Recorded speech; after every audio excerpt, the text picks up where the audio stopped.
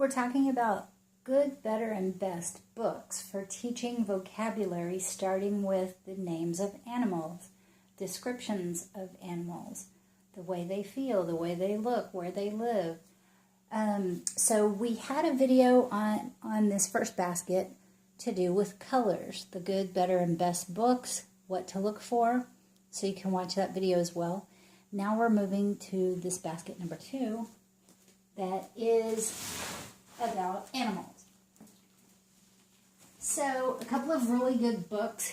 The younger your child, the thicker the pages should be, because that way they won't rip and tear. They may chew on them, but make sure you don't let your kids chew on books. You want them to treat the material with care so that they grow up with that understanding. You can't allow them to chew on books and then expect them to understand all of a sudden why it's not okay. So never allow them to chew on books. But we're going to talk about good, better, and best in the area of books that teach animals and things about animals. So this one is a fabulous book. What's cool is it has English as well as Spanish, and it's in lowercase. You always want to get books that have lowercase letters in them because they are considered early readers, because you teach lowercase first and then you teach uppercase so they can read earlier with lowercase. So first of all, we're looking for a quality book. This one's great. You could put it in your purse, go to the doctor's office, wherever you need to go. They have real pictures. There's not a lot of words on the page. It's basically telling you what the picture is. And they're true to life, actually. High quality, true to life pictures. You don't have a purple pig and, a blue bear. You have actual pictures. So they'll recognize them in their environment or when you go to a zoo a lot quicker than looking for a purple monkey or something like that. So always start with concrete. So this is a great book, and it's by Bright Baby. This teaches farm animals, so cows. You can even count the cows, so it has longevity. 3 kittens, kittens. It's in lowercase, 1, 2, 3 kittens. Hen, chicks. So then they're learning the mother and the baby name. That's always good to teach. Too bad it didn't say lamb on this page, but sheep and lambs. You can actually tell them the name and talk about that. You're just growing vocabulary. That's the very fun thing that you're supposed to be doing. So you can add the counting. If it has the baby and the mom, foal and horse, foal. If it doesn't have the name of it, like goose, geese, and then one would be a goose, you can talk about it and add it if it's not there. So really, I think this is a fabulous book. You can carry it along. Now this book is one, it's cartoony. So I like to stay away from cartoony books. Chick, at least it's similar colors, right, as to the real colors of an animal. Turkey. So it's a good book, but the best book would have non-cartoony characters. But it's still a good book. Thick pages, high quality. This is a fabulous book. It's called Touch and Feel Puppy by DK. It has a tactile experience, so these are fabulous books. It has more words, so it's a little busy with the words, but it has lowercase for the word that you're highlighting, and puppies, and fluffy. So it's talking about the way it feels as well. Silky, ears. So the vocabulary and the amount of words is not too bad. It's not too busy. Fuzzy slipper. Fuzzy. So you can teach how things feel. Very sensorial. So good book by DK. And here's another one with baby animals. So Pet the Soft Baby Rabbit. You can teach vocabulary. This book right here, it has a lot of words on the page, but, you can cut to the chase and say, lamb, ba, and just kind of limit the amount of words that you actually share. But this has really good pictures, has a handle, kind of fun, thick book.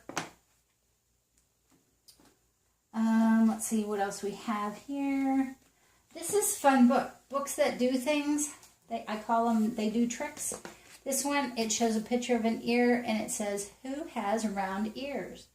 A skinny tail and loves cheese. So it kind of rhymes. And then it shows whose ear that is, a mouse. And over here, who hops around and keeps their babies in a pouch? Kangaroo. Kangaroo. And so on and so forth. So books that do tricks, I absolutely love them. For an older child, this is Drawing Life in Motion. So if you find these secondhand, kind of put them away in a closet, and when your child gets older, you have the ability to teach them to draw. This teaches the parts of the plant under the ground and how they germinate. But it also has lessons in how to actually draw something. Let's see. There was a good illustration earlier in the book.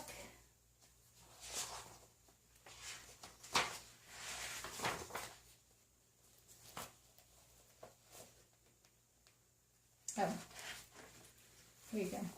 So it shows like a dog going from point A to point B, you know, a lion or an otter or a seagull. So books that teach them lots of things. This is a fabulous book that a younger sibling can do with an older sibling or with their parent or friends. It says things to spot on a farm. And so it has like a list of things that they're going to look for on the farm. So it teaches counting, vocabulary. They interact with the book. So 1 combine, 10 seagulls, 1 blue tractor. I don't see a lot of blue tractors, but you know, you get the point. So it actually teaches a lot.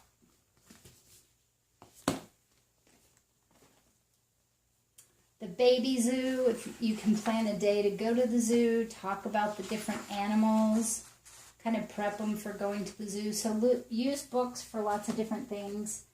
Animal Homes. That's another book you want to look for. This one is by Golden Shape Book. A cave is a home to Big Black Bear. So it has real pictures, even though it's more of an illustration. A cozy den is Fox's lair. I don't know why Fox's is capitalized, but goldfish lives in a see-through bowl. So it's a fun book. It's got real pictures as far as nothing's purple or pink that shouldn't be. Jungle Life. You can teach animals from different countries. Cheetah, jaguar, anteater. So this has things that they won't see in their environment. So I would save this for a little bit later and stick with animals that they may see in their lifetime early on. You know, dogs, cats, things that are around them so that they grow their vocabulary. This one is a little more knowledgeable. So if you find these, keep them for your child as they get older. Now, you can get books like this, Animals of the World, and still read with your child. I wouldn't give this expensive book to a young child to handle by themselves. But, you know, when they're around, you know, 3, 4, 5, and they're showing care of the material, you could let them maybe put it on the shelf and they could spend some time with it if they're taking care of it. But this has a lot of facts about the different animals, but it's got excellent pictures in it. But teach them respect, you know, for the books. So don't shy away from like adult books for your children, because you want them to respect the material and, you know, yet not limit them to something special like an expensive book. Okay, so this one teaches the sounds of the animals It has lots of pictures, so you can read to your child anytime. Even when they're in the womb, you can still read to them. But just, try to find books that actually have, instead of cartoons, that they have real pictures. I would start there. And that it's teaching vocabulary that they will use early on. This is talking about rhinoceroses snort and snuff. Snort and snuff. I don't think they're going to be using that. Ruff, ruff, ruff. Or ruff, ruff. I don't know. It's a little bit, I wouldn't choose this book early on for my kid, but it's still a fun book and it's a quality book. The pigs say oink all day and night. So even though it's a little cartoony, it's still a fun book, but maybe later on, after they've already been exposed to realistic pictures of animals, like this is a great book. It's a thick book. Mama, mama, make me clean. Every day the same routine. And it shows a loving mom with her loving child or baby. Mama, mama, play with me. Carry me so I can see. So, good book. This one is by Harper Growing Tree. It's a nice quality book. Animal Babies. This one has realistic pictures. It's got a lot of words on the page. You can avoid this and go straight to here, but it starts with the uppercase, which is bummer, but the rest of them are lowercase. But you can use it for vocabulary and just recognition that they can recognize it. P is for panda. Panda. P is for panda. So highlight the first letter all the time. And so something with vibrant colors, fun to read, interaction. This has paper pages that are the thin paper. So that would be for a child that's a little bit older and can easily manipulate the pages and take care of it. It's more of a storybook as well. So get a variety of books and use them as you can. This one's a touchy-feely book that's fun too. It has a sensorial experience. This little puppy is digging. This soft little puppy barks, bow wow, and so on. Choose a bone. Farm animals, I think it's a great place to start. This one has the mama and the baby, and it teaches cow and calf. Unfortunately, they put uppercase. I don't know why. It's in the middle of a sentence. It shouldn't be capitalized, but they do the strangest things in children's books. So, but at least it's realistic pictures. And never avoid talking about other things in the pictures. So flowers, salt block, barn. You can use other things in the pictures that the words aren't necessarily talking about. Hen, chicks, ducks, ducklings. So really read that way to them so they hear that beginning sound. They're eating corn. There's their pigsty. Barn, windmill, barn. So use the entire book. Panda. And those are the books that I have on learning animals and growing vocabulary. I hope that helps.